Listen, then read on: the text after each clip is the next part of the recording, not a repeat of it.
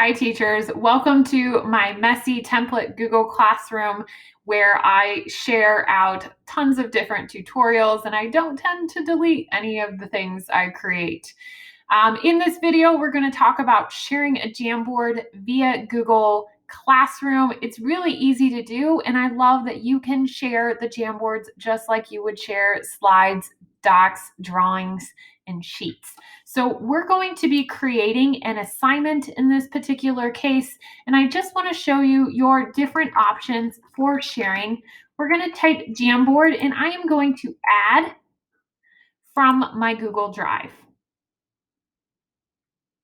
Now, when I add from my Google Drive, it is going to come up with my recent files, and I think the Jamboard I want should be in my recent, but if not, I can always go to my drive and search for everything. Boy, do I have a lot of things going on here. I'm going to select this Sketch and Tell Jamboard training that I created. This Sketch and Tell is actually an Edu protocol. So if you're interested in that, I encourage you to Google Edu protocol and learn more. But let's take a look over here on the different options. We have students can view file.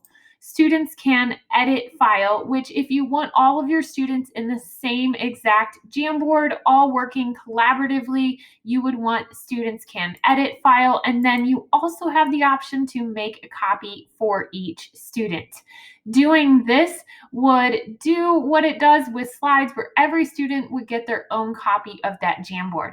That can actually be a great way to start your learning with Jamboard, because when you get a lot of students in there, if they've never had this experience, it's like any new experience.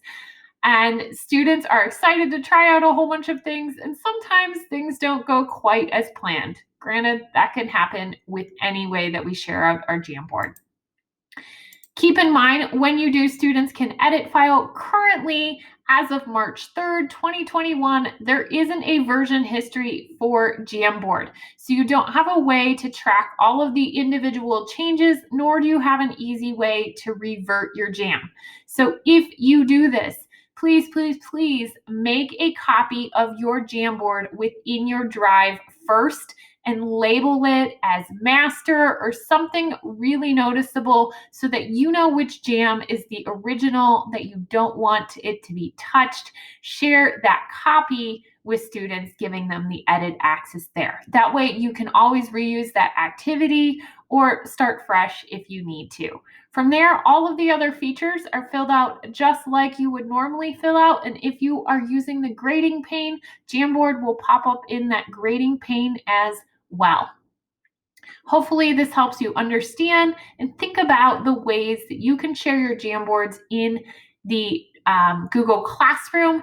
If you're wanting to know a little bit more about those sharing settings directly within the Jamboard, go back and watch the Jamboard and Google Meet integration, where we'll talk about changing those sharing settings at any point for your students, which you can obviously do if you have students can edit file and then all of a sudden you don't want all of them to have edit access. You can actually change that in Google Classroom, or you can change that directly in the Jamboard itself.